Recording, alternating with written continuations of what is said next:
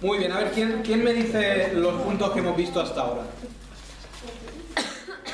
Preterista 1 y otro historicista. Si en el preterista todo ocurría en los 100 primeros años y todo se refería a Roma peleando contra los judíos, historicista es que todo el libro de Apocalipsis se ha ido ocurriendo a lo largo de los años.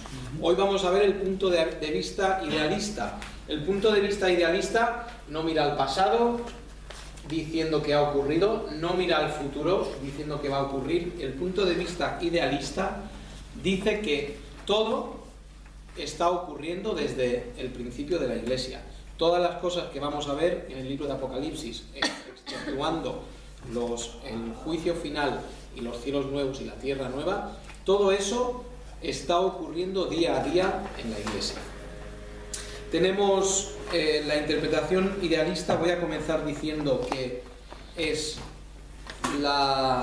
juntamente con la interpretación literalista, que es la que vamos a ver después, que los dispensacionalistas tienen una interpretación literalista, y no os hagáis un jaleo con todos estos nombres, pero la interpretación literalista dice que todo está por ocurrir en el futuro. Se llama literalista y se llama también futurista, ¿de acuerdo? Digo que juntamente con la literalista o futurista, este punto de vista es el más extendido, ¿de acuerdo? Este, junto con el futurista, es el más extendido. El punto de vista idealista lo van a tener los reformados, los van a tener también los presbiterianos, y fijaos que tenemos a reformados que son en temas de, y voy a hablar, ya que estamos en un instituto bíblico, voy a hablar con propiedad, hablando de temas de soteriología. Soteriología es todo lo que tiene que ver con la salvación. Los reformados son muy buenos, son excelentes. Tenemos Martin Lloyd-Jones, es excelente en el tema de salvación, pero él tiene un punto de vista idealista. Entonces hay que respetar ese punto de vista, porque, como digo, es uno de los puntos de vista que más gente cree.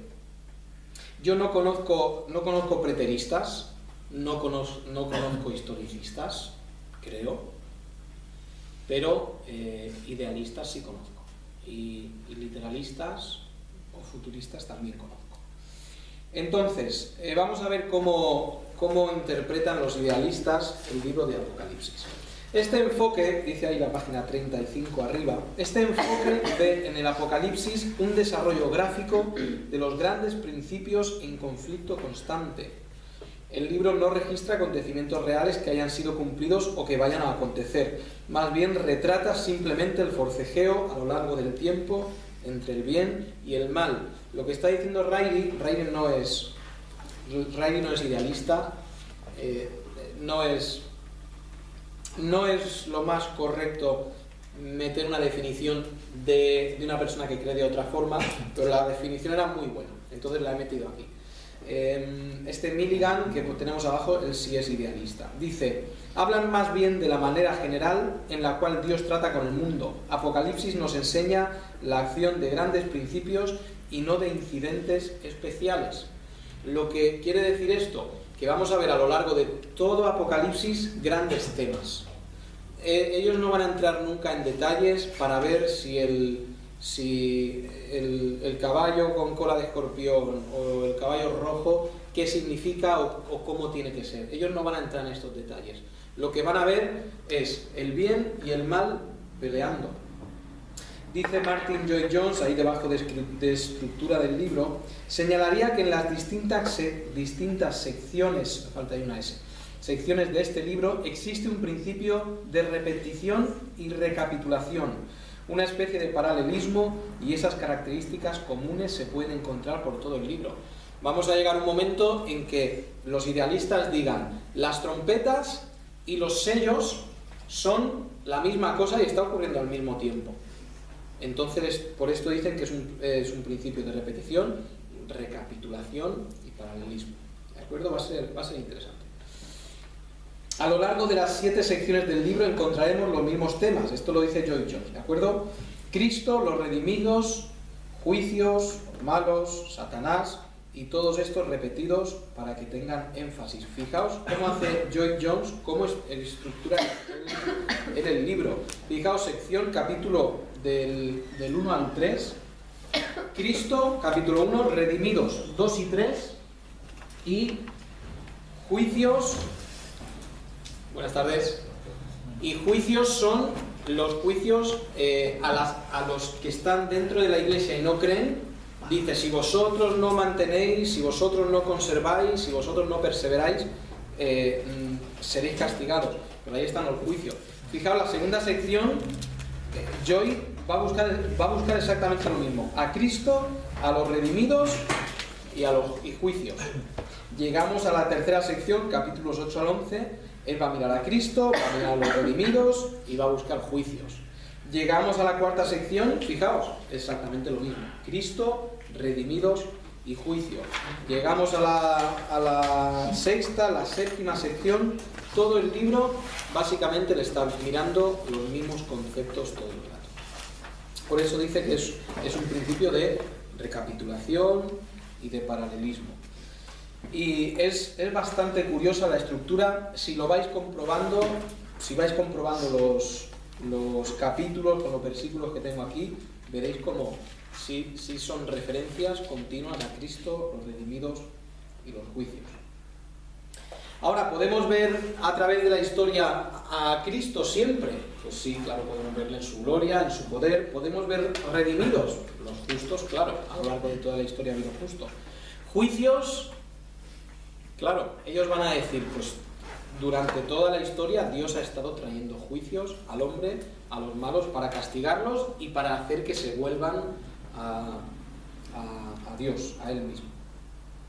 Los idealistas van a coger las 7 iglesias y no van a ser como los historicistas o como los preteristas. Ellos van a entender que cada iglesia, lo voy a mirar aquí que es más sencillo, los idealistas entienden las 7 iglesias como iglesias físicas de aquel tiempo con problemas definidos y reales. ¿De acuerdo? La situación de cada iglesia podría darse en cualquier época de la historia, en cualquier lugar del mundo. Hay una enseñanza espiritual inmediata y una atemporal. Y ya voy a decir que para mí la forma de interpretar las 7 iglesias, esta es la mejor que hay.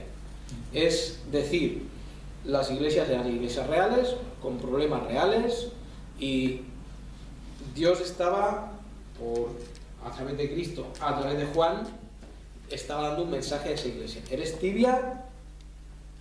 Más vale que o que te enfríes o que te calientes, pero que no te quedes como tibio. Y esa iglesia se puede aplicar a una iglesia en el centro de África en el siglo V o a una iglesia en el siglo XX en el norte de Rusia. ¿De acuerdo? Es lo que llamamos una aplicación inmediata y atemporal. Todas las cartas del Nuevo Testamento y el Antiguo Testamento tienen este principio de aplicación. Si no, ¿por qué leeríamos la carta a los Gálatas? Diríamos, sí, lo que hay en los Gálatas está bien, pero solo era para ellos. Y lo que tenemos que entender es que la carta a los Gálatas se puede aplicar a nosotros hoy. Y lo que ocurría con los Gálatas, por ejemplo, con el tema de la libertad en los Gálatas, es algo que se puede aplicar a nuestras iglesias. La iglesia en Éfeso es la iglesia que había abandonado su primer amor. Y durante toda la historia de la iglesia hay iglesias que han abandonado su primer amor, se han vuelto religiosas, se han vuelto, estoy buscando la palabra, tradicionales, y hacen cosas ya sin saber el por qué, simplemente los hacen porque siempre lo han hecho así. Y nosotros no tenemos que caer en eso. Cuando nosotros estamos 20 años en una iglesia, la lógica nos dice que funcionamos siempre de la misma manera. Y que viene alguien diciendo que una cosa se puede hacer de una forma distinta, y bueno, eso hay que colgarlo. ¿Cómo vamos a hacer eso distinto? Si siempre lo hemos hecho así, ¿no? ¿Cómo está diciendo que lo que hemos hecho antes no está bien? Y no significa que no esté bien. Significa que cuando no entendemos por qué hacemos algo en la iglesia, hemos perdido el rumbo. Hemos perdido la razón por la cual lo estamos haciendo. La iglesia en Esmirna es una iglesia que sufre persecución. Hay iglesias en el mundo sufriendo persecución en este momento y por eso Dios anima a la iglesia en Esmirna. Pérgamo es la iglesia que necesitaba arrepentirse y hay iglesias que necesitan arrepentirse en nuestros días. Tiatira es la iglesia que tenía una falsa profetisa, que permitía, yo no voy a decir que enseñara una doctrina falsa a una mujer o que enseñara una doctrina falsa a un hombre. Pero bueno, las dos cosas equivocadas están mal. Sardis es la iglesia que se había quedado dormida y desde luego conocemos iglesias así. Filadelfia, la iglesia que había esperado con paciencia, una iglesia a la cual mirar y en la cual decir, ellos esperaron con paciencia y nosotros tenemos que esperar con esa misma paciencia. La Odisea, la última de las 7 iglesias, la iglesia que estaba tibia e insípida. Y Dios dice, te vomito porque es que lo frío me gusta, y en este sentido no. Pero Dios dice, decídete, no puedes jugar con los dos lados. O estás en el lado de Satanás o estás en el lado o estás en el propio lado. Muy bien, capítulos 4 al 5 empezamos a investigar, empezamos a ver cómo interpretan ellos los diferentes capítulos. Sabéis que en capítulos 4 y 5 ya tenemos que ir memorizando qué hay en cada capítulo. Estamos leyendo Apocalipsis varias veces, lo vamos a seguir leyendo y tenemos más o menos, al final de las 10 clases, tenemos que tener más o menos claro dónde está cada cosa en el libro y qué está ocurriendo. El capítulo 4 y 5, adoración celestial, y dice ahí, para los idealistas la adoración celestial no es una acción que ha ocurrido en el pasado ni que va a ocurrir en el futuro, está ocurriendo ahora mismo. Fijaos, yo he metido ahí mi frase dentro de la propia frase y he perdido el norte. Para los idealistas, la adoración celestial no es una adoración que ha ocurrido, está ocurriendo u ocurrirá en el cielo, en el futuro. Es una representación de lo que ocurre cada domingo cuando los creyentes se reúnen y celebran. ¿Entendemos lo que está diciendo? El idealista dice, la adoración celestial no es algo que ocurrió cuando Cristo subió al cielo y se sentó a la diestra del Padre y arrancó los juicios, como decían los historicistas. No es algo que, como dicen los futuristas o literalistas, va a ocurrir en cierto momento que empiece esa adoración celestial y se abran todos los sellos. Es algo que ocurre siempre, cada domingo. Cuando la iglesia se junta, se está representando la escena que tenemos en el capítulo 4 y 5. Dice ahí, representan al Padre, al Hijo y al Espíritu Santo, siendo el centro de la adoración de la creación universal. Esto es lo que ellos dicen, ¿de acuerdo? No van a decir porque hay 24 tronos, porque hay 24 ancianos, no van a intentar decir que es el mar de cristal, no van a intentar decir nada interpretar nada de eso. Van a decir que es una visión general. Recordad que hemos dicho que los idealistas no van a coger los detalles y a intentar interpretarlos. Ellos van a coger conceptos globales. Claro, esto tiene dos lados, uno positivo y otro negativo. El lado positivo de coger las ideas principales es que no tienes que meterte en el fango de tener que explicar todas las cosas. Cuando vayamos a los literalistas, que ellos van a ser los que intenten explicar qué es el caballo amarillo, qué es el caballo rojo y qué son las langostas, qué es esa piedra que cae del cielo, que se llama ajenjo, todo eso, ellos van a intentar interpretarlo. Y claro, nos vamos a meter en situaciones muy difíciles de interpretar. Los idealistas, van a coger y van a decir, la idea principal es adoración. ¿Cuándo hay adoración? Pues todos los domingos hay adoración. Pues ahí está la aplicación. En un sentido van a ser muy de unas aplicaciones muy sencillas, muy básicas. ¿Cuál es el lado negativo? Que dejan abiertas un montón de preguntas. ¿Por qué 24 ancianos? ¿Por qué no 10? ¿Por qué no 5? ¿Por qué no 7. ¿Qué significan los 24 ancianos? Que los 24 ancianos son humanos que están en el cielo, y una serie así de preguntas que ellos directamente no van a responder. Los 7 sellos, ellos sí van, en ciertos momentos, sí van a interpretar cosas específicas, pero vais a ver que no son muchas. Por ejemplo, en los 7 sellos, tenemos capítulos 6 al 8, tenemos los 7 sellos, y cuando se arrancan estos sellos salen 4 jinetes. Los hemos visto ya 3 veces a estos 4 jinetes. Hoy otra vez, versículo 2, caballo blanco, versículo 4, bermejo, y después caballo negro, y ellos van a decir, el jinete blanco sería Cristo, el caballo rojo sangre y muerte, el caballo negro escasez económica y pobreza, y el caballo amarillo muerte, hambruna y enfermedades. No van a decir si ha ocurrido o si ocurrirá. Otra vez repito, ellos van a decir esto se ha dado una vez, tras otra vez, tras otra vez, y lleva ocurriendo todo el tiempo que la Iglesia está aquí. Los hijos de Dios pasarán por todas estas cosas, pero sabiendo que Dios está en control en todo momento. El 5.º sello es la persecución de los justos, y eso es el versículo 9. Cuando abrió el 5.º sello, vi bajo el altar las almas de los que habían sido muertos por causa de la palabra de Dios y por el testimonio que tenían. Y clamaban a gran voz, diciendo: ¿hasta cuándo, Señor santo y verdadero, no juzgas y venga nuestra sangre en los que moran en la tierra?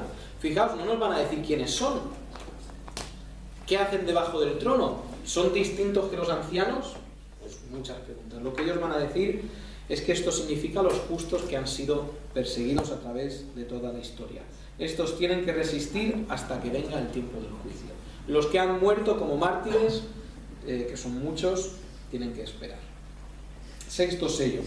Ellos van a interpretar el 6.º sello. Aquí dice que hay un gran terremoto, el sol se puso negro como tela de cilicio y la luna se volvió toda como sangre.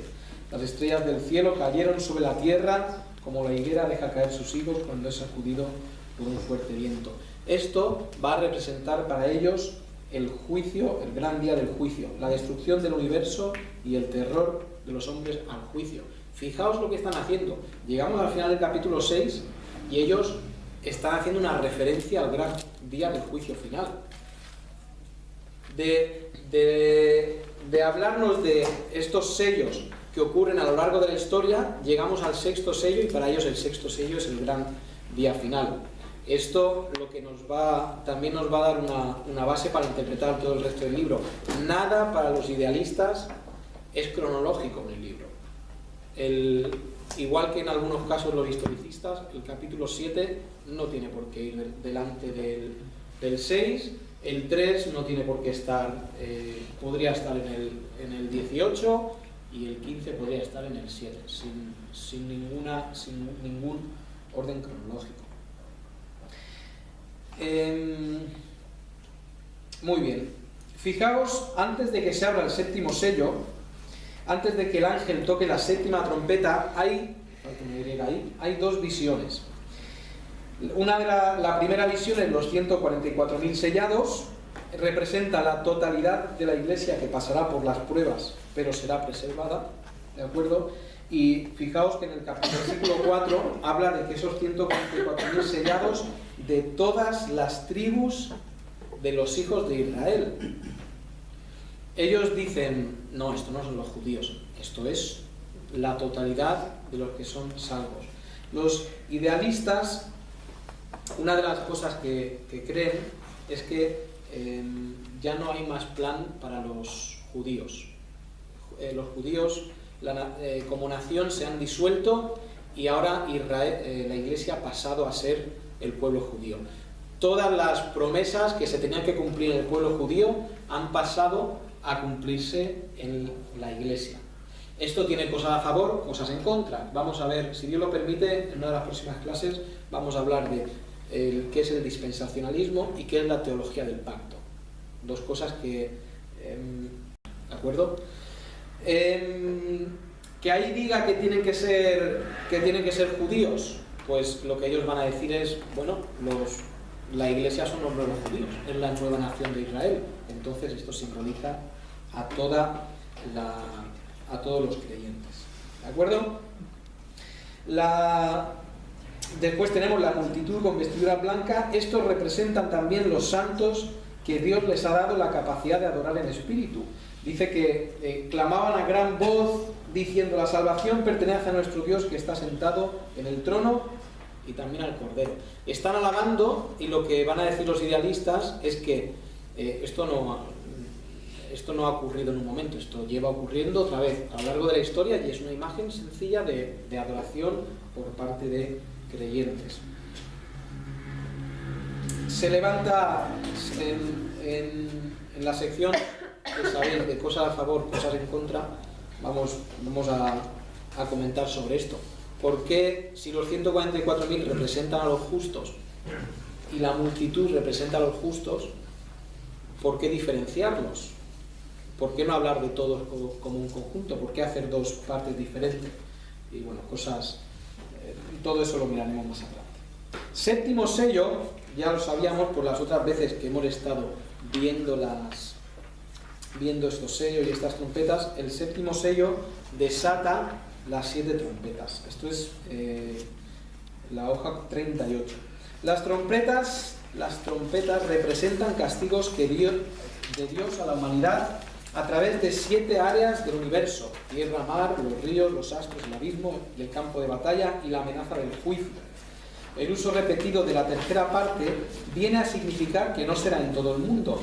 El propósito de estas guerras es que los hombres se arrepientan de sus malos caminos y crean en Dios. Al final de la sexta trompeta dice que los que no murieron tampoco se arrepintieron. Muy bien, tenemos la primera trompeta que suena. Esto es capítulos del 8 al 11. La primera trompeta, hay granizo y hay fuego mezclado con sangre que son lanzados sobre la tierra, y la tercera parte de los árboles se quemó y se quemó toda la hierba verde. Claro, si empezamos a interpretar esto, tendríamos que interpretar qué es granizo mezclado con fuego y mezclado con sangre, qué es que es lanzado a la tierra y qué es que la tercera parte de los árboles se quemen. Como los idealistas no van a interpretar eso, ¿qué van a decir? Bueno, está hablando de la tierra, pues es desastres en la tierra, muy general.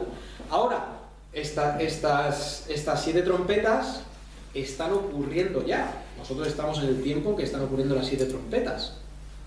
¿Hay evidencia de que haya caído en algún momento granizo mezclado con fuego y con sangre y que la tercera parte de los árboles se haya quemado?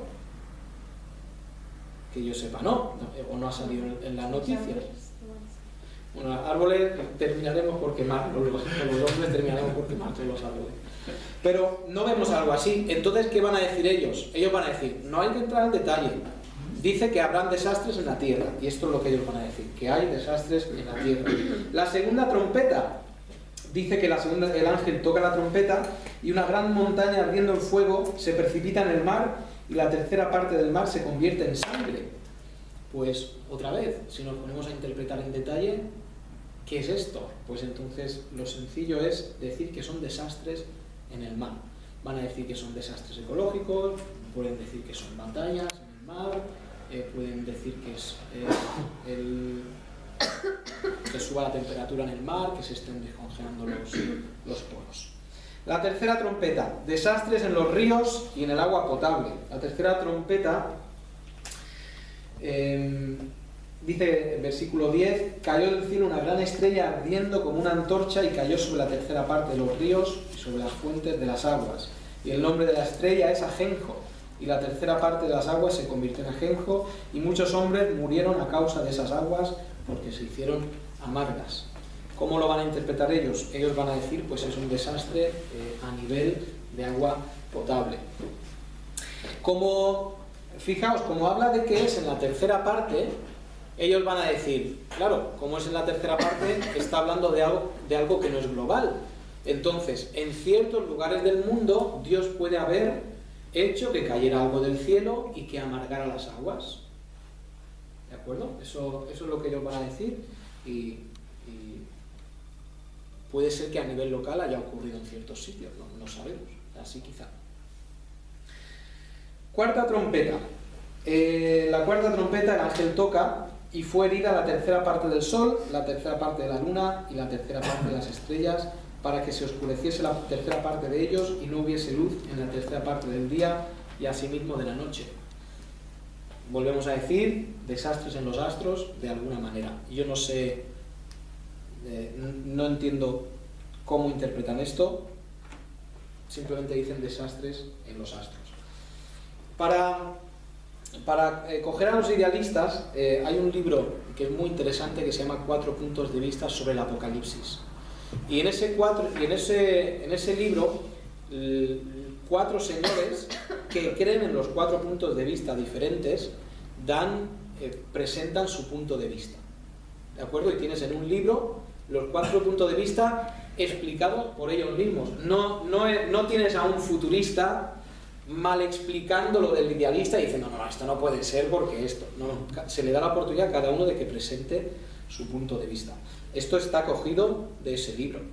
Entonces esto es lo que defienden ellos. No es que yo diga lo que están defendiendo, ¿de acuerdo? Ellos no explican más, sencillamente dejan ahí desastres en los astros. Muy bien, quinta trompeta. Se abre el abismo y los demonios tienen influencia sobre la tierra y los hombres atemorizando a los hombres. No sé por qué tengo yo esto tan mal. Los hombres están tan asustados por esa influencia demoníaca que querrán morir, pero no encontrarán la muerte. Eso lo tenemos del versículo 1 del 9 hasta el versículo 12. Y tenemos ese pasaje donde tenemos a las langostas que están preparadas para la guerra, en las cabezas tienen coronas de oro y sus caras son como caras humanas. ¿Qué van a decir ellos? La quinta trompeta es simplemente una influencia demoníaca. Y estamos en esa época, en la época de la influencia demoníaca. Entonces, como veis, no se van a meter en detalles. Cuando los literalistas, cuando los que dicen que todo esto son cosas que tienen que pasar, se pongan a interpretar estos pasajes, claro, ¿qué son esto que he dicho, estas langostas preparadas para la guerra con caras humanas? Pues se van a meter en un lío. Porque, ¿qué son todas esas cosas? Y es por eso, y hace creo que ya lo he dicho, hace algunos años, los futuristas y literalistas es lo mismo, ¿vale? Si digo a veces una cosa o la otra, hay que entenderme. Los futuristas escribieron muchos libros diciendo, sí, porque estas langostas con coraza de hierro, preparados para la guerra, con coronas de oro, todo esto era este tipo de helicóptero, y era la bomba nuclear, y era esto, y era lo otro. Y eso es también un poco complicado. Y es por eso que hay muchos libros que interpretan el Apocalipsis que hoy en día son para cogerlos y tirarlos a la basura, porque ha quedado muy claramente demostrado que todo lo que decían no era cierto. Muy bien, esto es lo que van a hacer los idealistas. Van a coger ideas principales y no meterse casi nunca en detalles. La sexta trompeta la tenemos en capítulo 9, versículo 13. El ángel toca la trompeta y desata a los 4 ángeles que están atados junto al gran río Éufrates. Fueron desatados los 4 ángeles que estaban preparados para la hora, día, mes y año a fin de matar a la tercera parte de los hombres. Los idealistas van a decir que esto no es que nada haya matado a la tercera parte de los hombres, simplemente que la influencia espiritual de estos 4 ángeles para promover guerras y que los hombres se maten a través de las guerras. ¿De acuerdo? Esto es lo que ellos van a decir.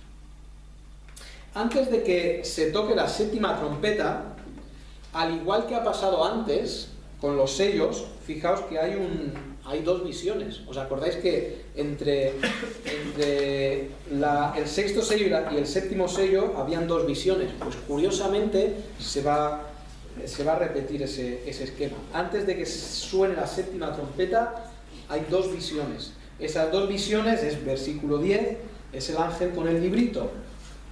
El ángel con el librito, que versículo 4 dice: los 7 truenos que hubieron emitido sus voces. Yo iba a escribir, pero oí una voz del cielo que me decía: sella las cosas que los 7 truenos han dicho y no las escribas. O sea, no escribas lo que han dicho los 7 truenos. ¿Qué van a decir ellos? Pues el ángel con el librito claramente tiene que ver con la dulzura del Evangelio y lo amargo, la dulzura del Evangelio y todo lo bueno que viene a nuestras vidas, con el contraste de lo amargo de las consecuencias que tiene seguir a Cristo en el contexto de la persecución. Recordáis que el ángel le dice a Juan que se coma el librito, esto es versículo 10, y dice: cuando lo comió era dulce la boca, pero cuando lo tragó, el hubo comido, amargó el vientre. Pues tenemos lo dulce y lo amargo. ¿Cómo van a interpretar ellos? Pues un ángel, que la palabra es un mensajero, con un mensaje que es dulce y amargo, pues ellos van a decir esto: es el Evangelio, que tiene su lado dulce y tiene su lado amargo. La siguiente cosa, los 2 testigos, dice ahí, tenemos el templo de Dios y los 2 testigos. El templo que Juan tiene que medir representa la totalidad de la iglesia que está dentro de los muros y está protegida de lo que pasa en el mundo. Algunos idealistas entienden que los 2 testigos representan a la iglesia sufriente que parece exterminada, pero que finalmente, después de 3 años y medio, delante de todos, resucitará para irse con Cristo en el arrebatamiento. Recordáis que estos 2 testigos están profetizando y los cogen, versículo 8, y sus cadáveres los matan, y sus cadáveres están en la plaza de la grande ciudad que en sentido espiritual se llama Sodoma y Egipto, donde también nuestro Señor fue crucificado. La alusión a qué ciudad. ¿En qué ciudad fue crucificado Cristo? En Cesarea no, tampoco en Egipto, fue Jerusalén. Fijaos que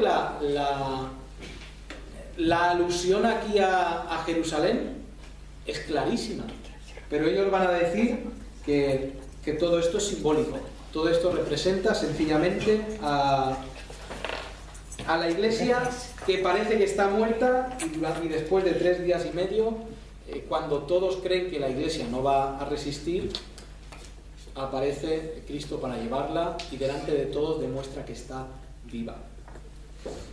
Esto es lo que ellos dicen, yo lo presento tal como nos dicen, ¿de acuerdo? La séptima trompeta la tenemos en el versículo 15 del capítulo 11, tenemos esa séptima trompeta.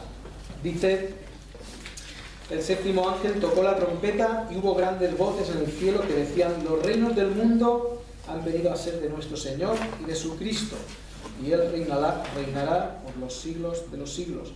Y los 24 ancianos que estaban sentados delante de Dios en sus tronos se postraron sobre sus rostros y adoraron a Dios. ¿Os suena una escena de 24 ancianos adorando? ¿De dónde nos suena 24 ancianos adorando? Principio del libro, ¿no? La adoración celestial, justo después de las iglesias, capítulos 4 y 5, la adoración celestial, ¿os acordáis? ¿Sí? Muy bien. Os voy a decir por adelantado las tareas para la semana que viene.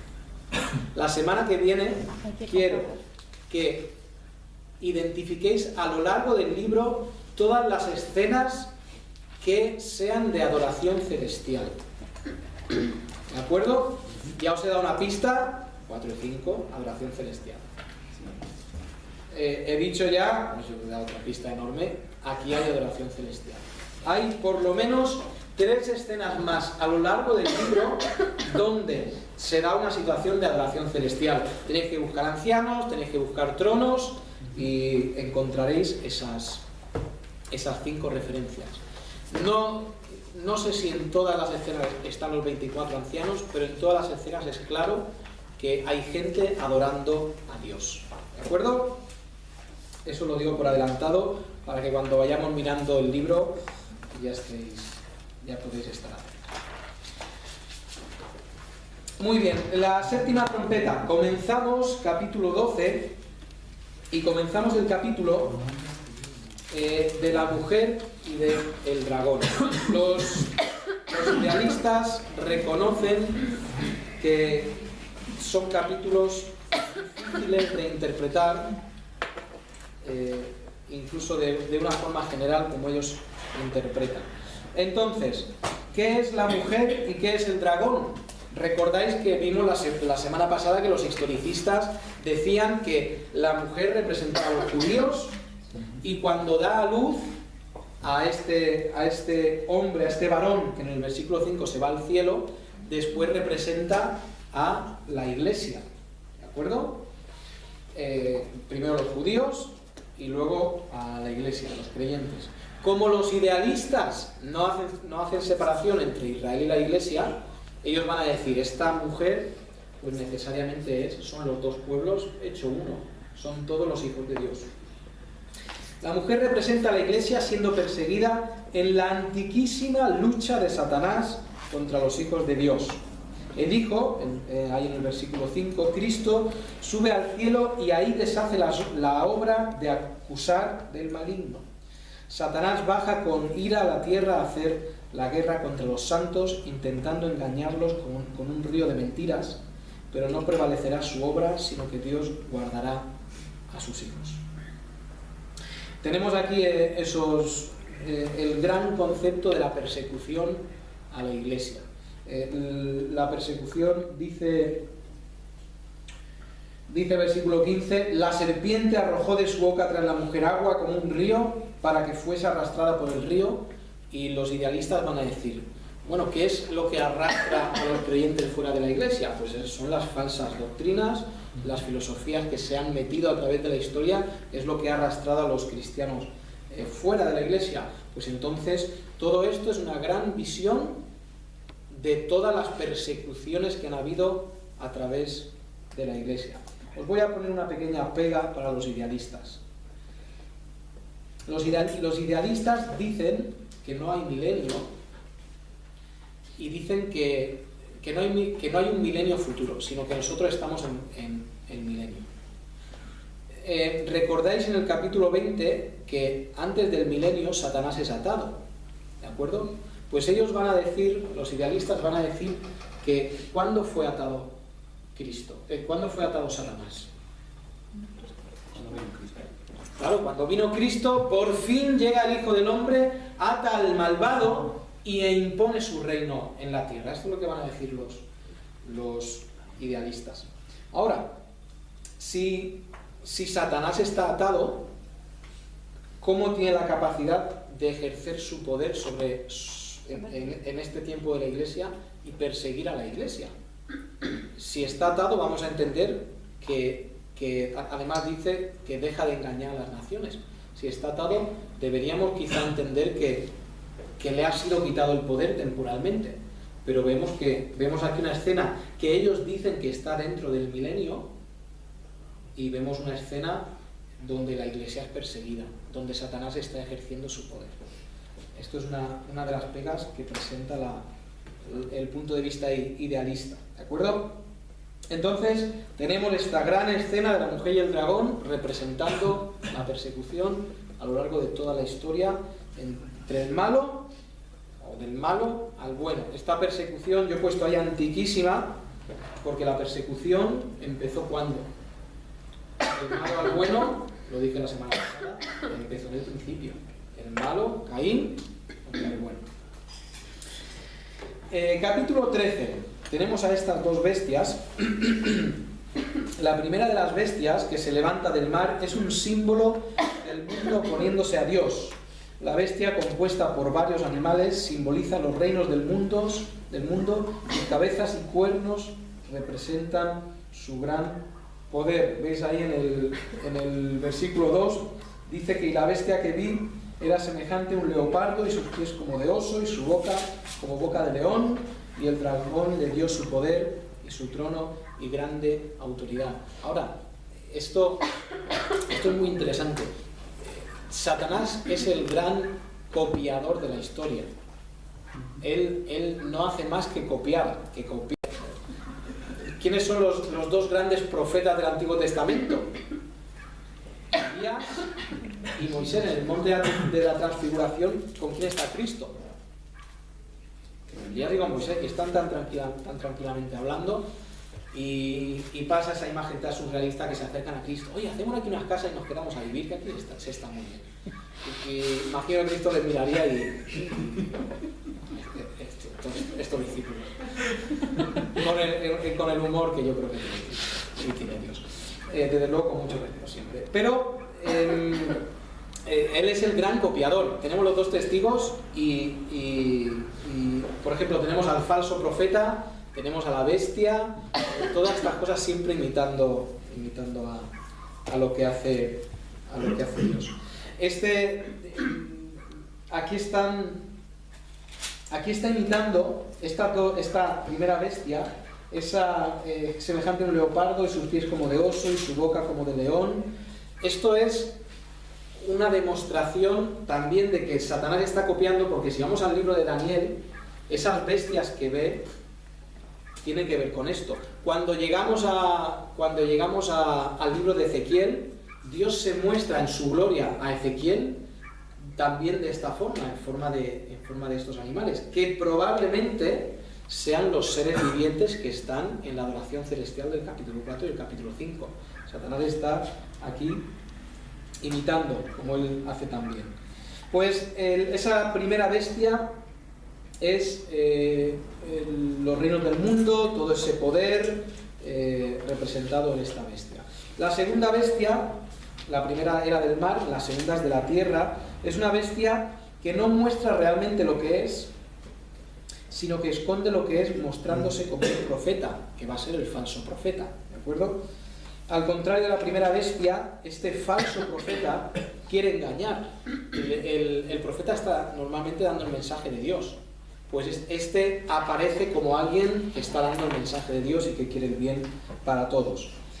Por eso los idealistas entenderán esta bestia como las falsas doctrinas que se han propagado dentro de la Iglesia a través de los siglos. Los idealistas van a decir, esto no es una persona, esto no es un imperio, esto es la filosofía que a través de toda la historia de la Iglesia ha engañado a los hombres, porque no se muestra claramente, sino que va escondiendo lo que es un falso profeta. Eso es lo que está escondiendo.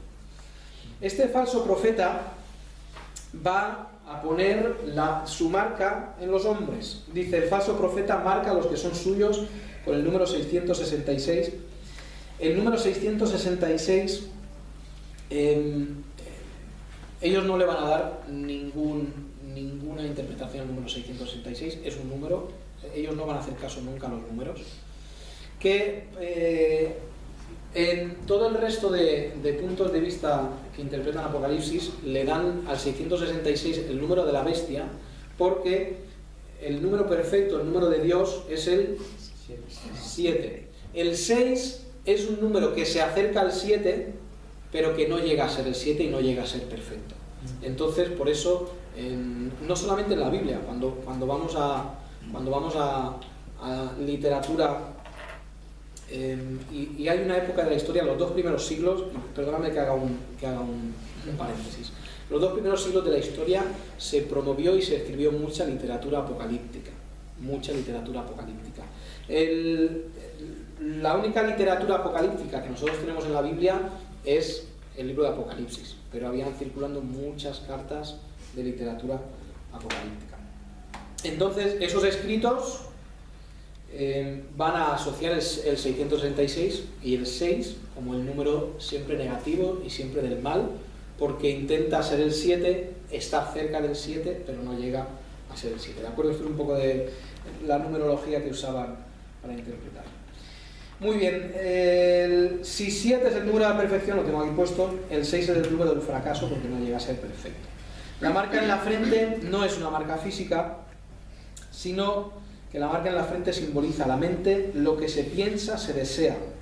El falso profeta los tiene engañados a los suyos en ese aspecto, deseando lo malo, pensando lo malo, y los idealistas, vuelvo a repetir, creen que estamos en ese tiempo, donde los hijos de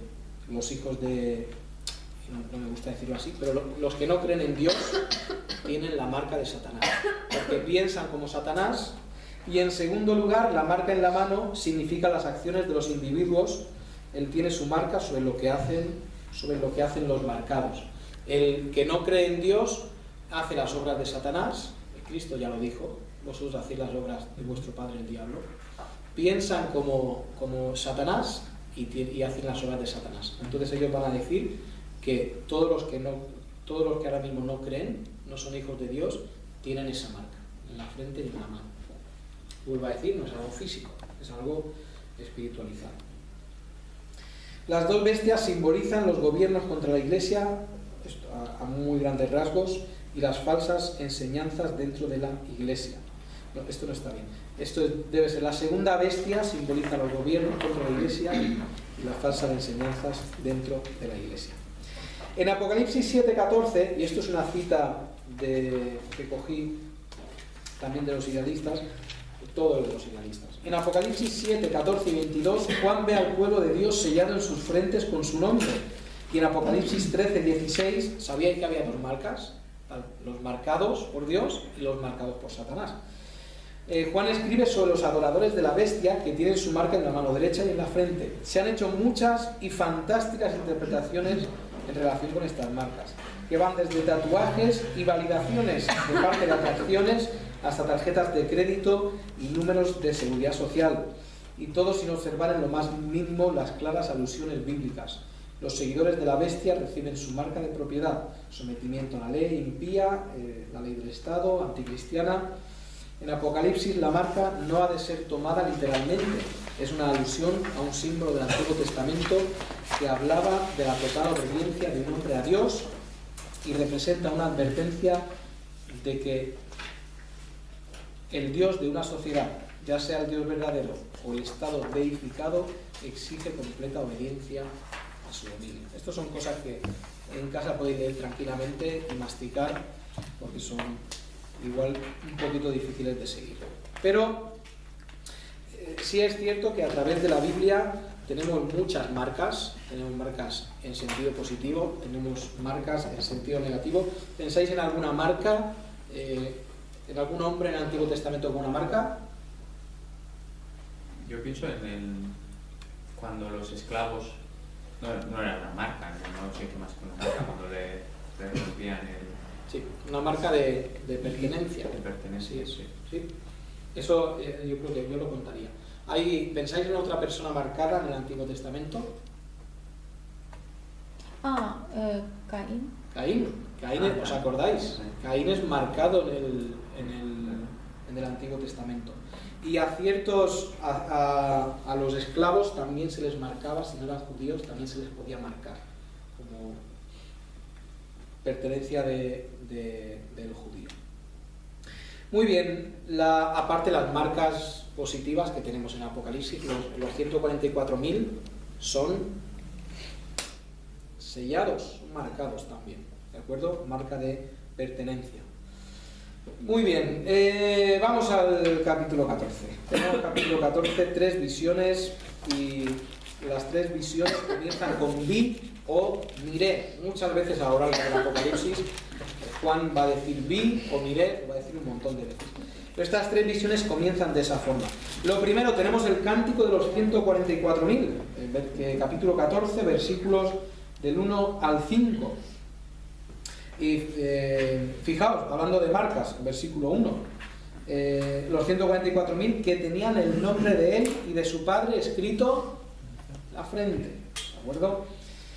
Juan mira y ve en el monte Sión a los que no han sido marcados con la señal de la bestia y están ya glorificados en el cielo. Fijaos, él dice, estos son todos los salvos en el cielo. De golpe nos está hablando del futuro. De golpe nos está hablando de los que han sido ya glorificados en el cielo. La segunda de las 3 visiones es el mensaje de los 3 ángeles. Estos mensajes son proclamados por la Iglesia para dar una última oportunidad de arrepentimiento. Y es esos mensajes de los 3 ángeles. Después tenemos la tierra es segada. Juan vio la imagen de la tierra segada representando al juicio final cuando Dios castigará a los malos. ¿Qué ideas principales tenemos? La primera idea, los 144.000, es la redención final.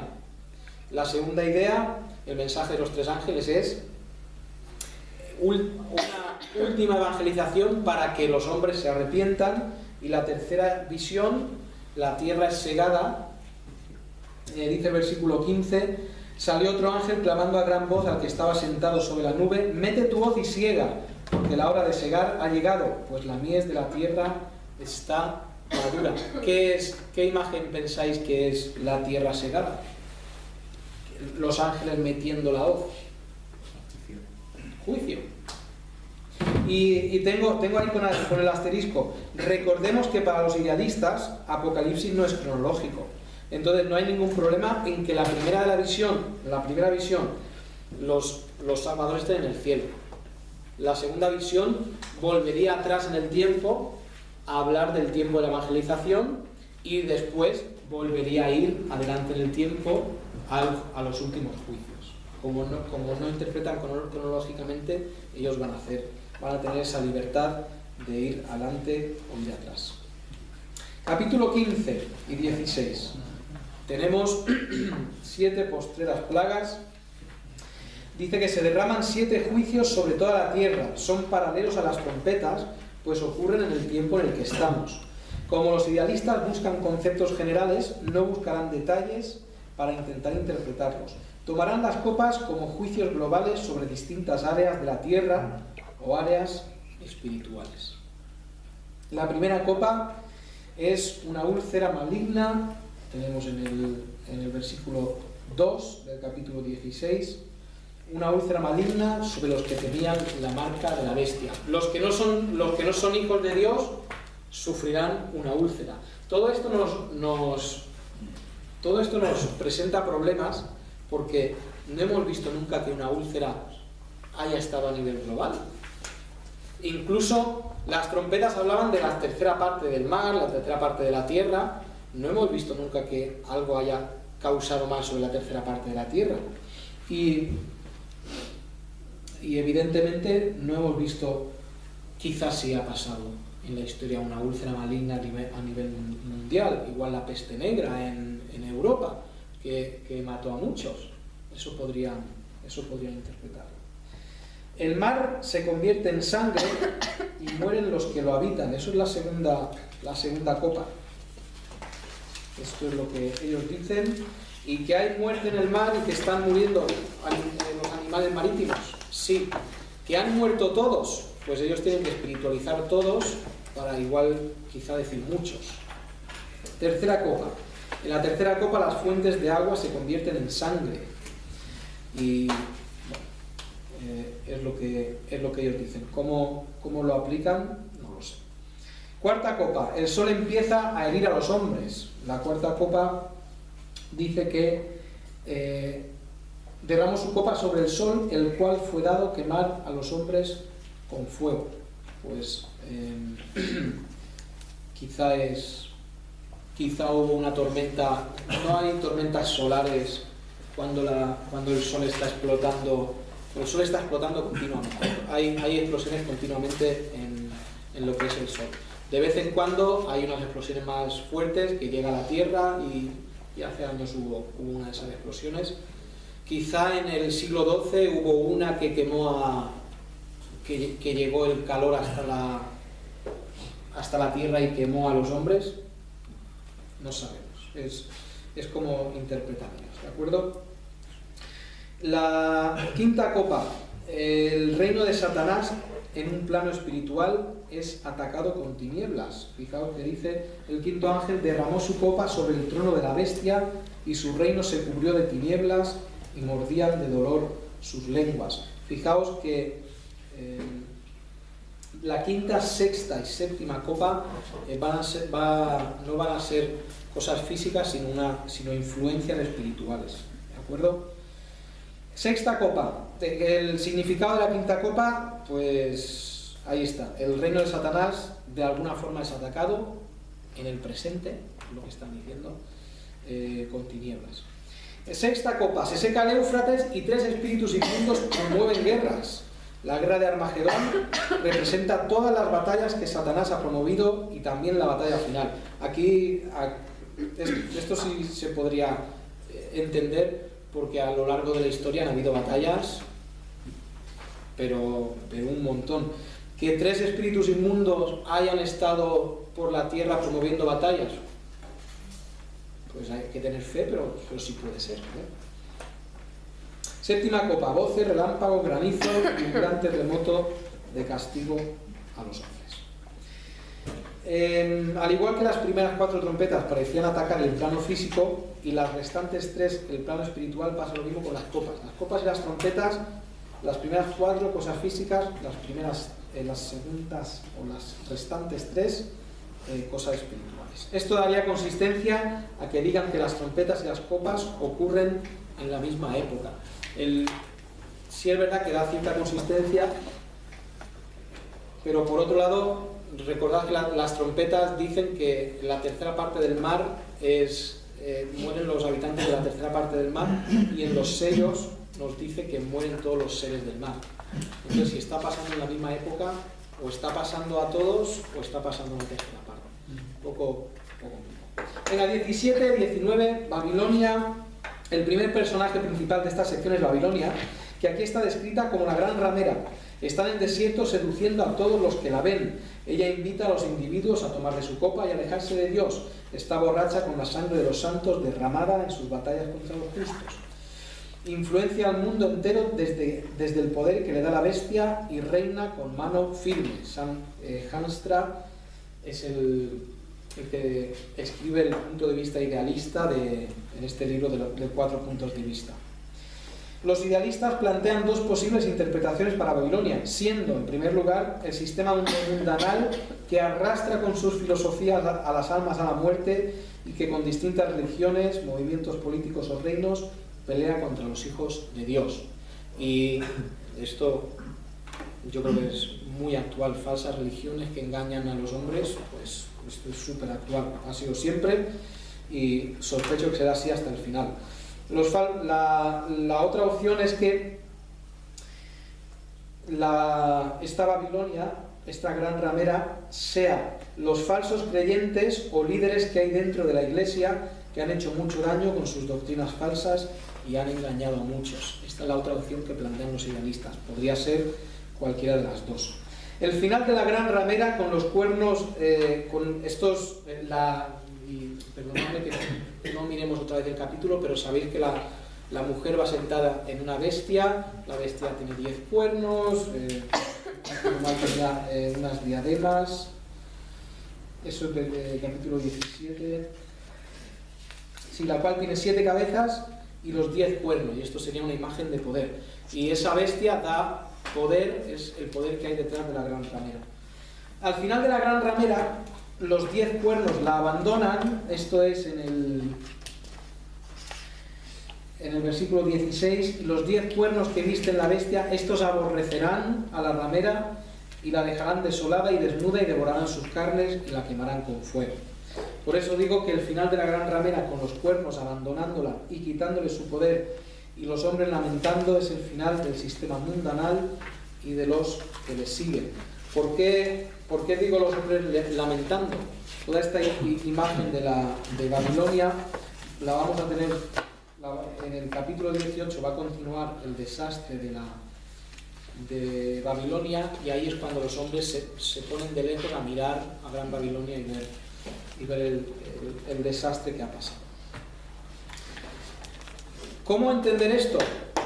¿Cómo entender la traición de la bestia a la gran ramera? Ellos no van a dar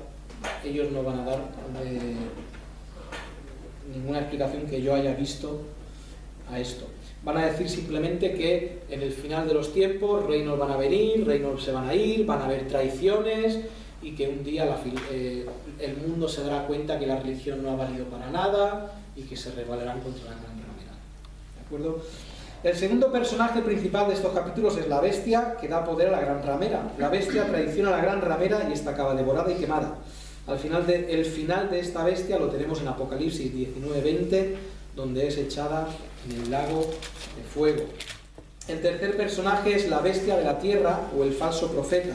Está junto con la bestia y los ejércitos para derrotarlos. Tenemos en el capítulo 19, versículos 17 al 19, tenemos 17 hasta el 20, el final de la bestia, el final del falso profeta también, que es arrojado al lago de fuego.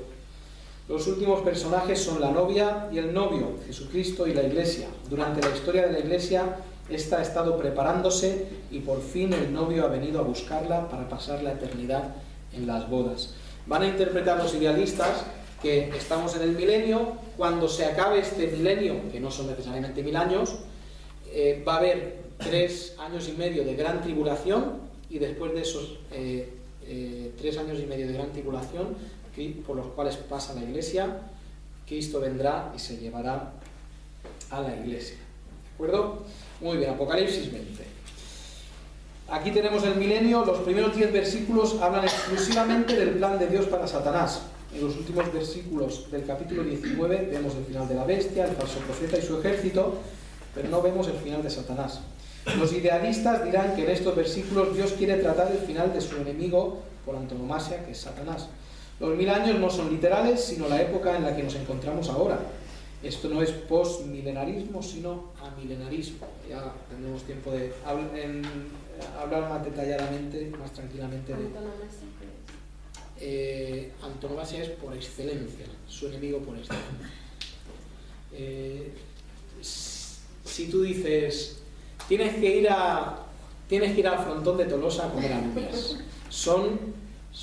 por antonomasia son las mejores alubias del mundo, no las he probado. Vilma da fe de que eso es así. Muy bien. Las alubias no tienen ningún sentido espiritual Pero lo entiendo. Sí, por antonomasia es la gran cosa, ¿de acuerdo? Por antonomasia es el enemigo de Cristo y de Dios. El diablo ha atado 1000 años. Los idealistas argumentan que Satanás es espiritual, entonces ¿cómo se le podría atar físicamente? Y esto tiene sentido, ¿no?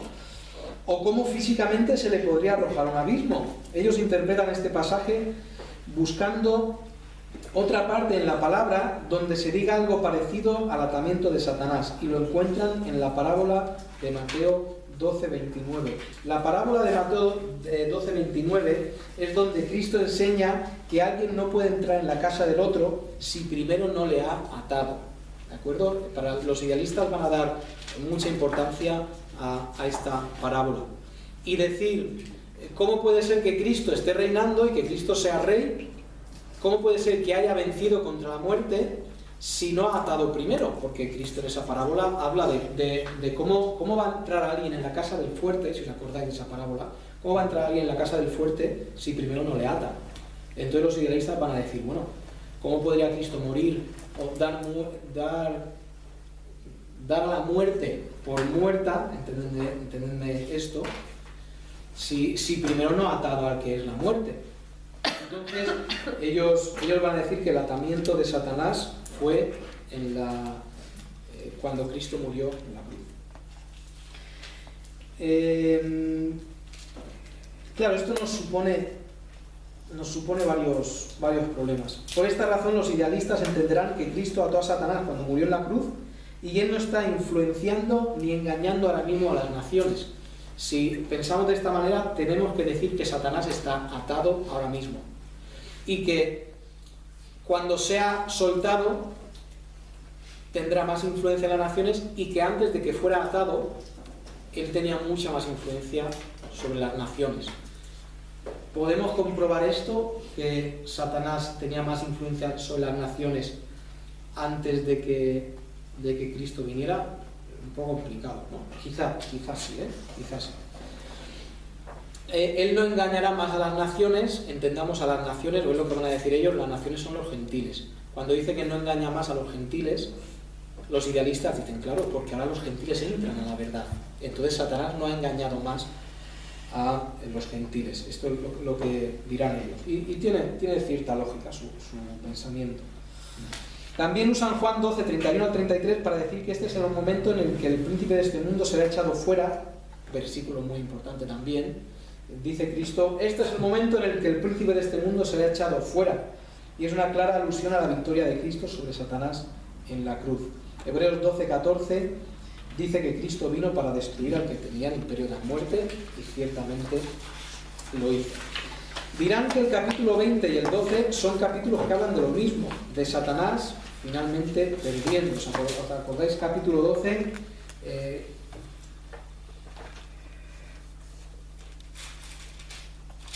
no sé por qué he puesto esto. No me dejes eso. Bueno, el asterisco. Otra posible interpretación que ofrecen es que la atadura de Satanás, esto es otra posición que dan los idealistas, ¿de acuerdo?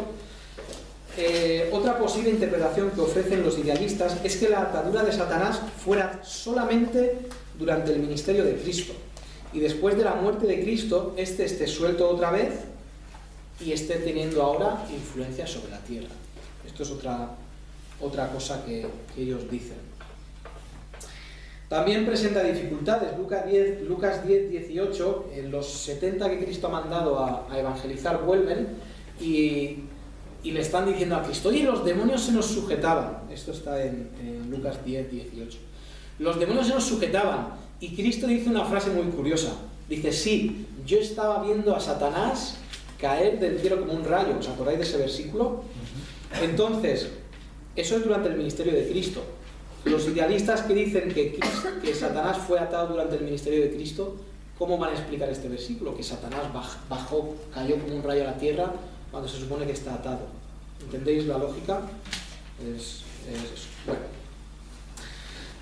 Satanás no engañará más a las naciones. La interpretación para esto, según los idealistas, es que las naciones es un término que se usa para referirse a los gentiles. Satanás no podrá engañar a las naciones para que no sigan a Cristo, sino que ahora los gentiles también pasarían a ser el pueblo escogido.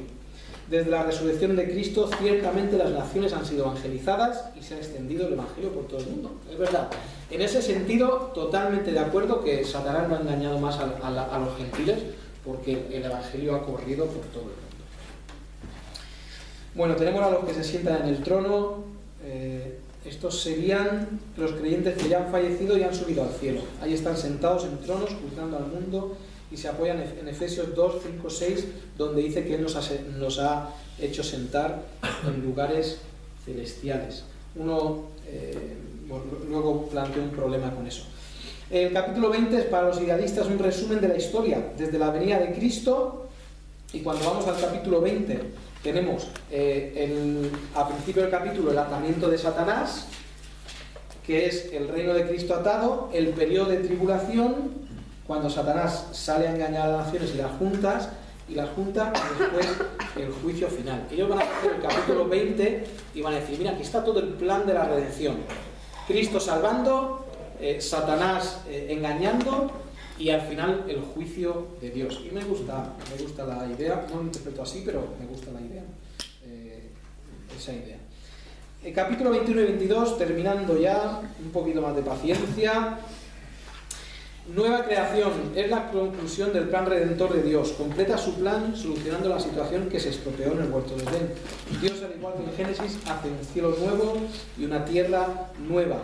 También, no lo vamos a leer, no hay tiempo, la Nueva Jerusalén no es una ciudad física, sino es nosotros somos la Nueva Jerusalén.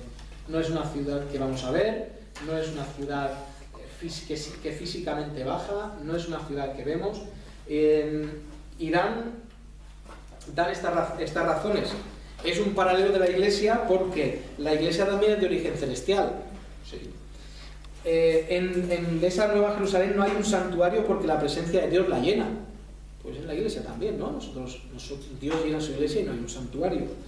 Al igual que en la ciudad no hace falta luz porque Cristo es la luz de la Iglesia, del que nos guía. Los habitantes están seguros y tranquilos porque Dios está con ellos. Pues sí, Dios está con su Iglesia y estamos tranquilos y seguros. Los apóstoles son el fundamento de la Iglesia.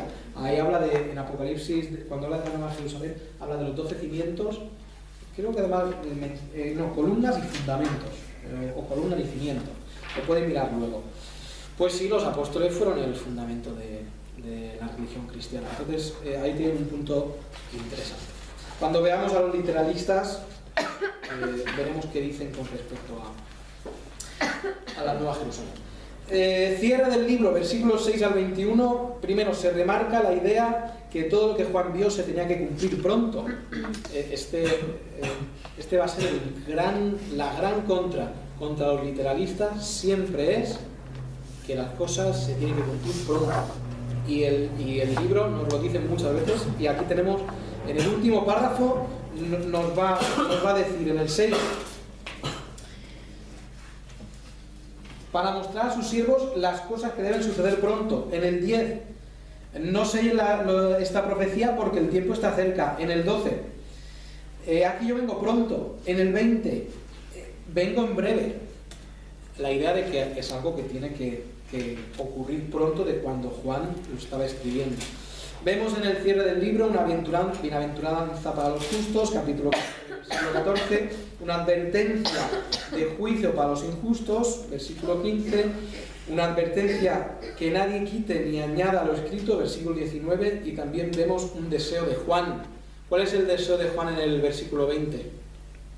Ven Cristo. Señor, ven, y es totalmente lícito tener el deseo de que Cristo venga, vaya. Lo tenía Juan y lo tenían otros en la Biblia, así que, Señor, ven pronto, ven en breve. Idea principal del libro, por fin algo que os va a servir para el día a día o para probar por lo menos el control de la semana que viene. La interpretación idealista va a haber repetidos a lo largo del libro grandes temas y será sobre esos temas sobre los que ponga énfasis. No busca explicar detalles ni entender ideas como literales. El libro es una gran lucha entre el bien y el mal. Ahí, con esas 3 líneas, ya estará aprobado. El resto, si lo pones, pues te pone una carita sonriente. Pero sigue diciendo, el libro es una gran lucha entre el bien y el mal, venciendo Dios finalmente y dando el pago a los justos y los injustos. Todo lo que relata el libro, menos el juicio final y la nueva tierra y nuevos cielos, se puede dar en cualquier época de la historia y se supone que se está dando ya. Esa es la idea principal que me tenéis que plantear la semana que viene. Vamos con los a favor y en contra, que no tenemos tiempo. A favor no lo pone ahí, esto ha sido fallo mío, una de las grandes cosas a favor de la idea idealista es que es una idea muy temprana en la Iglesia. Vamos a ver con los literalistas que uno de los problemas que tienen los literalistas es que su interpretación futurista es relativamente joven en la historia. No llevamos muchos siglos creyendo que lo que está aquí está en el futuro. Los idealistas vienen desde los padres de la Iglesia. Ya tenemos a hombres diciendo que esta es la forma correcta de entender la palabra de Dios. Es un punto a favor muy grande. Lo podéis escribir si queréis. Desde temprana la historia ha sido... pues lo tengo aquí, es el primer. Sí.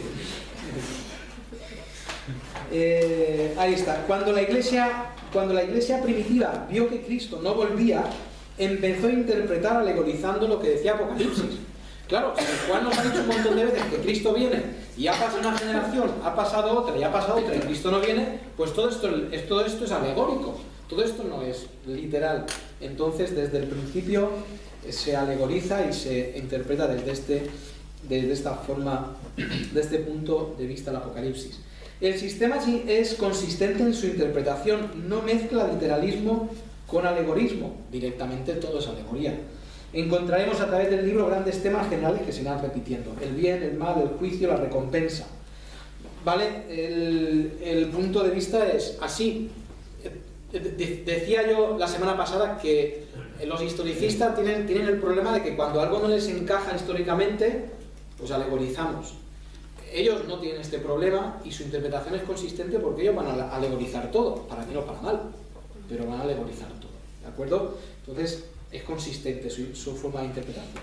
Estén equivocados o estén en lo cierto, su hermenéutica es consistente. A favor, si Israel ha desaparecido para convertirse... Perdóname que hable tan rápido, voy a cuesta abajo, voy a leer un poquito despacio, permitidme un minuto.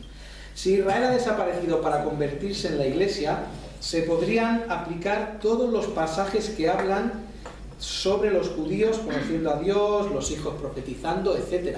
Y tenemos muchos versículos en el Nuevo Testamento que los escritores del Nuevo Testamento aplican a la iglesia. Y esto es un punto a favor de ellos muy grande. Entonces, si no hay plan con Israel y la iglesia es el nuevo Israel, pues oye, tenemos un punto a favor. Hay una pequeña piedra que aparece en el 48. Ahí se me ve el plumero, como interpreto yo la Biblia, ¿no? Pero en el 48 el pueblo de Israel vuelve a aparecer.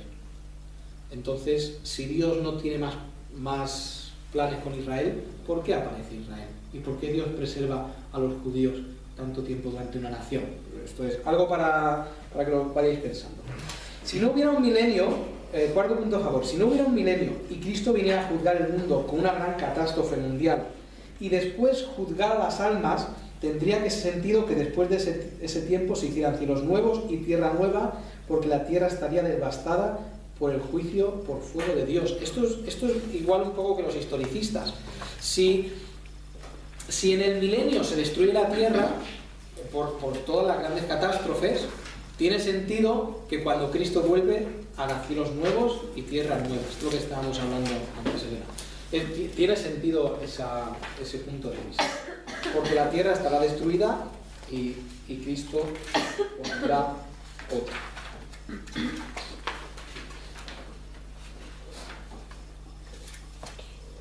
¿Tengo mezclados? Sí. El 5. El libro empieza alegorizando, este es otro punto fuerte a favor de ellos, el libro empieza alegorizando. Un candelero es una iglesia. Una estrella no es una estrella, sino que es un ángel.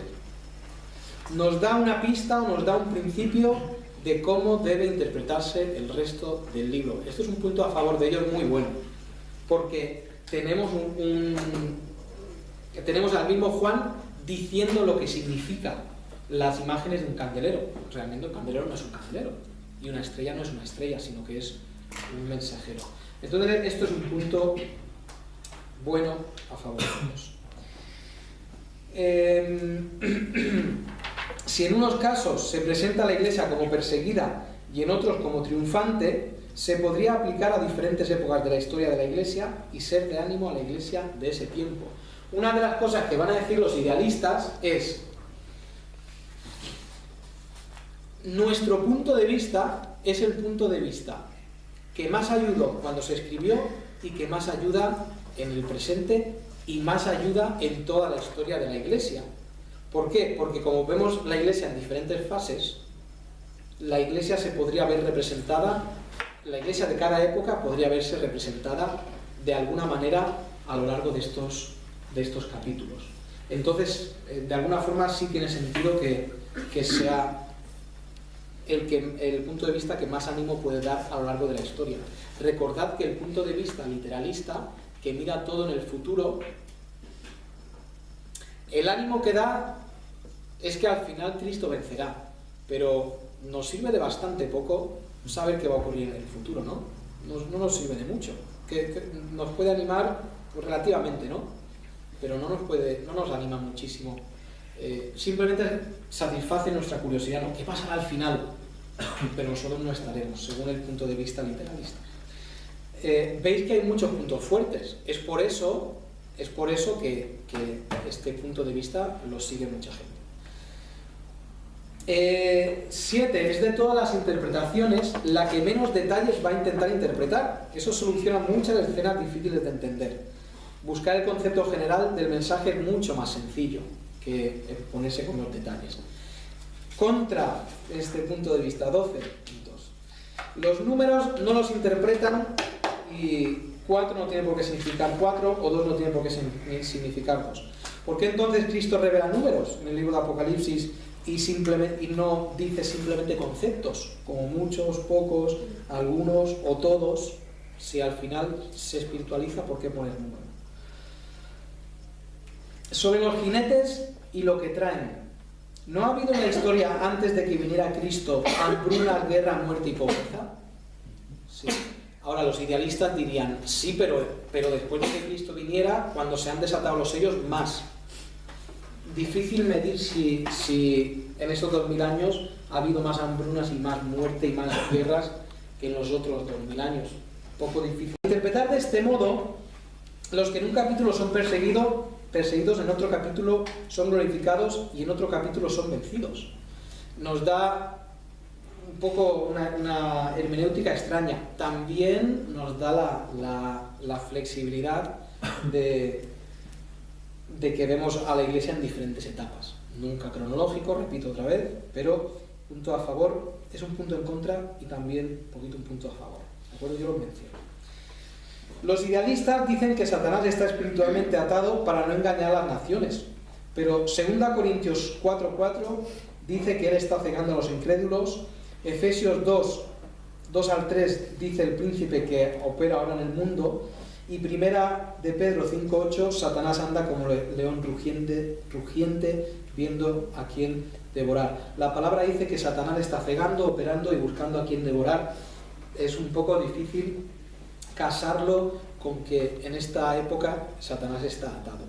Ese es un punto en contra sustancial. El quinto punto va por ahí. La quinta trompeta es influencia de Satanás y demoníaca sobre la tierra. ¿Cómo debemos entender entonces que Satanás está atado? Si tiene la capacidad de tener influencia. Bueno. Punto 6. ¿Cómo podríamos decir espiritualmente que en este tiempo la influencia demoníaca es tan grande que los hombres desean morir y no pueden? Parece más bien que vamos en la dirección del escepticismo espiritual. La influencia demoníaca en este tiempo, yo creo que cada vez somos más... El mundo globalmente es más escéptico. La gente se mete en una sala de cine, ve una película sobre demonios y la disfruta, si se disfruta esa película, y se va a su casa y le dice a su amigo: he visto una película chulísima, y se mete en la cama y duerme tranquilo, no sabiendo o pensando que lo que ocurre en la película es una película y que eso no le va a ocurrir a él y que yo no he visto nada raro porque voy a pensar en lo espiritual. Entonces, decir que estamos en una época de influencia demoníaca es complicado. Que la hubiera a lo largo de la historia en ciertos lugares, no a nivel global, pues puede ser, ¿de acuerdo? Si los sellos, las copas del aire y las trompetas son los mismos eventos, ¿por qué en la segunda trompeta muere la tercera parte de los seres del mar y en la segunda copa, que ataca también el mar, dice que mueren todos los seres vivos? Otra pregunta. Si en el capítulo 20 y el 12, yo no sé por qué tengo esto el 20 y el 12.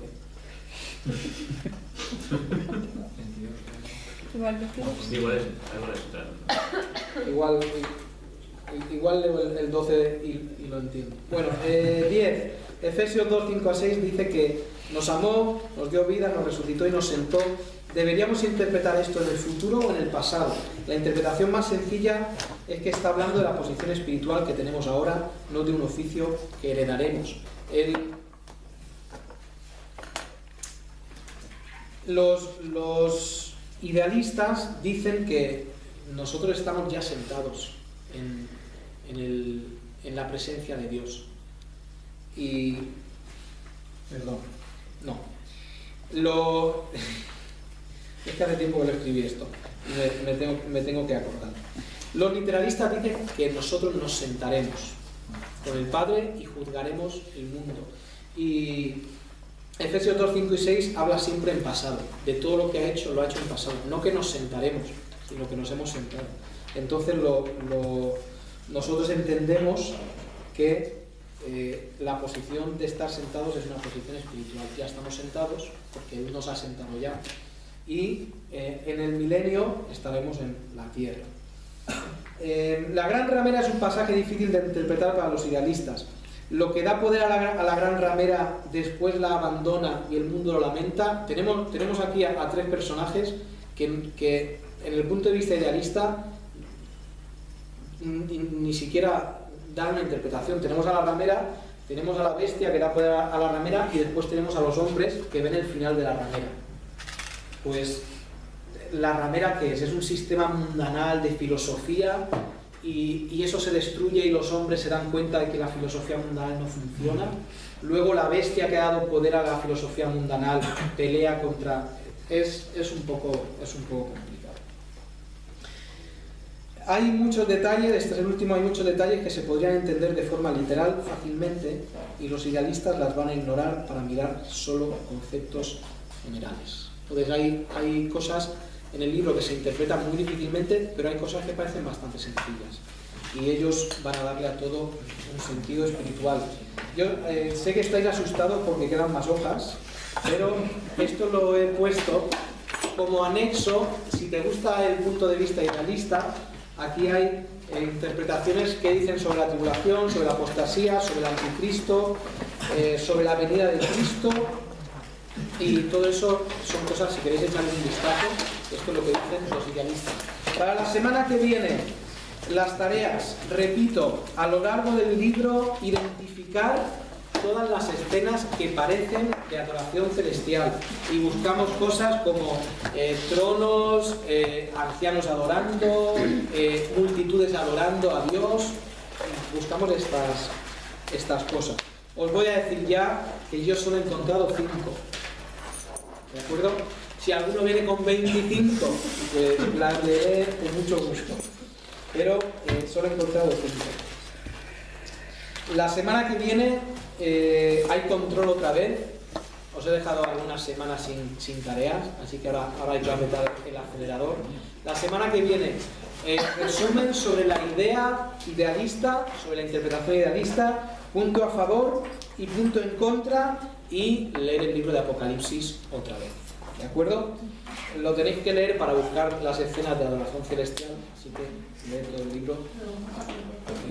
Sí, eso estaría... Bueno, hay libros que son más útiles para aprender de memoria de Apocalipsis. Y más cortos. Entonces eso, leer Apocalipsis, punto a favor, punto en contra, la interpretación y las escenas de adoración celestial. Y para vuestra alegría me callo ya. Julián, ¿quieres despedirnos?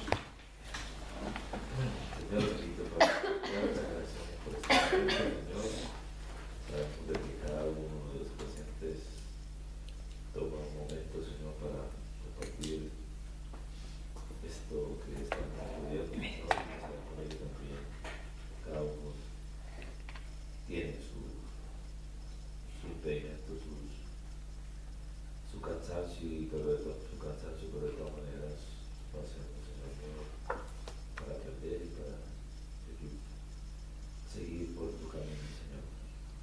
Bendice a cada uno de los presentes, agradecemos, Señor, por el resto que hace el Señor por traernos esta enseñanza, y vuélvanos, Señor, en Cristo Jesús. Te damos gracias por todo. Amén. Amén. Una pregunta, pastor. Claro. Y si ellos no dicen, pues no como literalmente que está diciendo, ¿cómo ellos explican que en Daniel, libro de Daniel, como lo hagan tanto que está parecido con Apocalipsis, que ellos dicen de ello? ¿Que también da igual? Ellos... A ver, ¿cómo digo esto? La literatura apocalíptica, y quizá tenía que haber dicho esto en la clase, pero la literatura apocalíptica siempre la van a interpretar espiritualmente. Cuando he dicho que en los 2 primeros siglos hay mucha literatura apocalíptica, toda la literatura apocalíptica se interpreta alegóricamente. Es por eso que una de las grandes discusiones sobre el libro de Apocalipsis es ¿qué clase de literatura es? Porque si tú dices que es literatura apocalíptica, lo vas a entender alegóricamente. Si tú dices que es una carta que se debe entender literalista, vas a decir que es una carta como cualquiera de las otras que escribieron los escritores. Si le das otro género diferente, pues lo vas a interpretar de otra forma. Y explico esto un poco mejor. Nosotros, cuando vamos a la Biblia, tenemos libros históricos, tenemos libros, en el Antiguo Testamento tenemos libros históricos, tenemos libros que se llaman de sabiduría, que son Eclesiastés, Proverbios, Salmos, estos libros de sabiduría, libros históricos, libros sobre la ley de Moisés, y nosotros no vamos a buscar nuestra teología en Proverbios. Nosotros no basamos nuestra teología en Proverbios, pues no tiene sentido. porque hay muchas imágenes que no son claras. No buscamos nuestra teología tampoco en las parábolas de Cristo. Esto es otra cosa. No se hacen doctrinas de parábolas nunca. ¿Por qué? Porque tú vas a entender la parábola de una forma y yo la voy a entender de otra. ¿De dónde se saca doctrina en la Biblia? Pues de los escritos de Pablo. Vamos a Romanos y tenemos un tratado doctrinal. Vamos a sacar doctrinas de sitios donde los escritores estaban enseñando doctrina. Cuando llegamos a Apocalipsis, ellos van a decir, Apocalipsis no es para principios espirituales. Apocalipsis es todo alegórico. Van a decir de Daniel es literatura apocalíptica también. No es un libro histórico. Es un libro donde hay historia, donde hay un trasfondo histórico, pero no es un libro histórico, es un libro de literatura apocalíptica. Por eso ellos van a decir, no solamente Daniel, van a decir porciones de Zacarías, porciones de Ezequiel, van a decir que es literatura apocalíptica, porque empieza en plan bestias, seres espirituales, empiezan todo en este plan. Y ellos van a interpretar esto de esta manera. Por eso, cuando en los seminarios, lo primero que se discute es qué género literario es Apocalipsis. Es un poco, yo creo, con lo que ha dicho Elena también. Hay algunas cosas que, ¿sabes? Es como gente que les cuesta, como aceptar los detalles, ¿no? En algunos casos. Y a mí hay sobre todo dos que me llaman mucho la atención, y uno es lo de que no tiene el orden, lo de que no tiene el orden exacto, ¿vale? Y luego, sobre todo, lo de que tal vez no sean 1000 años. Pero claro, si tú ahí te cuestionas, no son 1000 años, es como para preguntar a un idealista. Entonces, también te estás cuestionando que la creación no fue en 7 días, por ejemplo. Podrían decir. O que Cristo no resucitó en 3 días, por ejemplo. Y claro, ahí ya te estás metiendo en lo peligroso. Porque claro, si no aceptas, y claro, igual te dicen lo que tú has dicho, no, es que es alegoría, ¿vale? Pero si tú interpretas Génesis alegóricamente, porque es historia, pues igual la lía. Entonces son cosas que desde mi punto de vista... Es por eso que hay que determinar el género del libro antes de interpretarlo. Porque ellos no van a tener problemas con los 7 días de Génesis, porque ellos pero era un... sí, o por otros sitios en la Biblia, cuando llegamos al libro de los Reyes, se enfrentan 5.000 contra 10.000. Ellos no alegorizan estos números porque ellos no dicen que eso es literatura apocalíptica. Ellos van a alegorizar números cuando determinen qué género literario es lo que tienen entre manos. Ahora, esto es un problema. Porque nosotros esto es un problema circular. Nosotros, lo correcto sería leer el libro y determinar qué género es. Pero ellos lo hacen al contrario. Ellos y todo el resto, porque nosotros lo consideramos literalista, el libro. Lo consideramos literal. Entonces, si determinas que el género es literario, lo vas a entender como literario y te va a dar la razón. Si lo determinas como literatura apocalíptica, lo vas a ver todo como apocalíptico y te va a dar la razón. Entonces es un argumento circular para ellos. Por eso uno de los grandes puntos es determinar qué clase de género es Apocalipsis. Vuelvo a decir no, por primera vez o quizá ya lo he dicho. Yo he escuchado mucho sobre el punto de vista literalista y futurista, lo que se enseña en nuestras iglesias y lo hemos escuchado muchísimo. Y cuando vemos estos puntos de vista nos suena súper raro porque no nos han enseñado esto. Pero hay mucha gente que lo cree, mucha gente que lo cree de esta manera y lo cree totalmente. ¿Sabéis qué es lo curioso? Cuando hablamos del punto de vista idealista, ellos están haciendo todo el rato comentarios sobre el punto de vista literalista. Los idealistas están diciendo todo el tiempo, esto no puede ser como dicen ellos. Los literalistas dicen que esto es así, pero esto no puede ser así por esto. Y están todo el rato haciendo. ¿Qué puede ser? Puede ser que el efecto péndulo. Si a mí me parece que esto no es, yo me voy a ir alejando mucho de eso. Y cada vez voy a sacar más argumentos contra ellos.